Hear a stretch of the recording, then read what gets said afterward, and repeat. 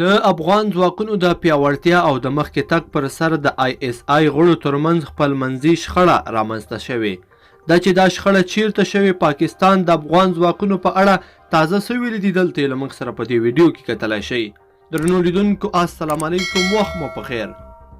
د پاکستان هیواد ایکسپریس ټریبیون ورځپاڼې لیکلي ISI اسلام آباد ښار کې څو ورځې مخکې عاجله جلسه دایره کړې وه. جلسه کې د پاکستانی پوځ او د ISI د استازو ترمنځ شخړه شوې ده چې ولې د افغانستان امنیتي ځواکونه دومره پیشرفته او پرمختللي شول. موږ خو دا 10 کاله کېږي چې میلیونونه ډالر مصرفوو چې د افغانستان امنیتي ځواکونه او خاص قوتونه باید تخریب او له منځه ویوړل شي، خو برعکس د هرې ورځې په تېرېدو سره دوی قوي کېږي او زموږ د پلانونو مخه نیسي. دوی اندېښنه ښودلې چې ولې باید افغانستان دومره ځواکمنه اردو ولري. دا باید په هر قیمت یا زموږ ګوډاګیان شي یا دا چې باید تخریب شي.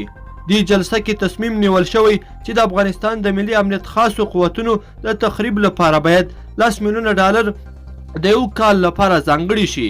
دا پیسې د پاکستان جاسوسانو ته ورکول کیږي چې د افغانستان امنیتي ځواکونه د تخریب لپاره له هرې ممکنې لارې کار واخلي. لیدونکو په دې هیله چې دا خبر به مو راسره تر پایه پورې کتلی وي. که د پاکستان له دغه منافقت څخه خبر شوي وي نو تاسو هم په دې اړه خپل نظر راسره په کمنټ کې شریکولی شئ.